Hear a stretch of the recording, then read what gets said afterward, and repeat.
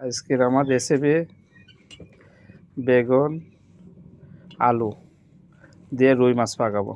তার জন্য পেঁয়াজ মরিচ কাটেছে, পেঁয়াজ, কাঁচামরিচ, রসুন, টমেটো। আমি আজকে এইগুলো দিয়ে রেসিপি তৈরি করব। কীভাবে বানাই আপনারা আমার সাথে থাকেন, দেখেন।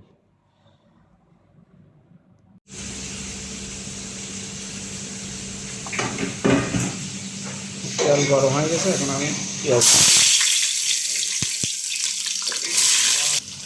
রসুন কাঁচামরিচ দিয়ে দেবো।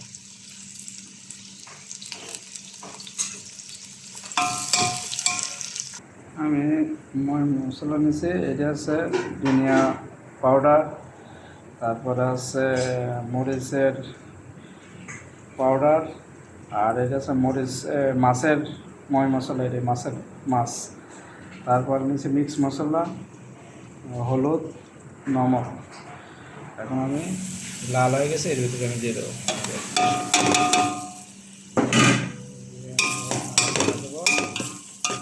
5 মিনিট। পানি দিয়ে দেবো, একটু পানি দিয়ে দেবো।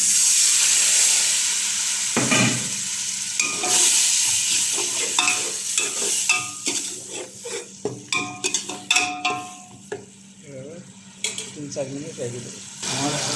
আমার মশলা কষানো হয়ে গেছে, আমি এখন সবজি দেবো। সবজি দিয়ে নাড়াচাড়া দেবো, দিয়ে 5 মিনিট রাখবো। তরকারি কষানো হয়ে গেছে, আমি পানি দিয়ে দেবো এখন মাপ মতো। পানি দিয়ে দেবো, বাস। এভাবে এখন 20 মিনিট রেখে দেবো। টমেটোগুলো দিয়ে দেবো।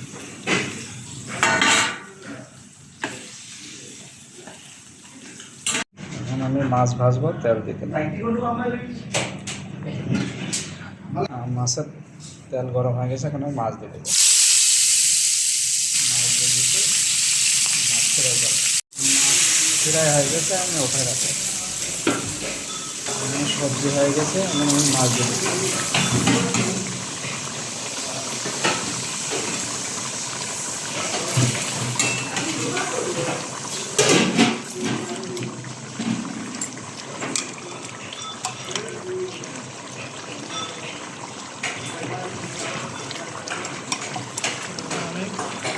এভাবে 10 মিনিট দেখি, এখন 10 মিনিট হয়ে গেছে, কী অবস্থা। আর রেসিপি হয়ে গেছে, এখন আমি বন্ধ করি।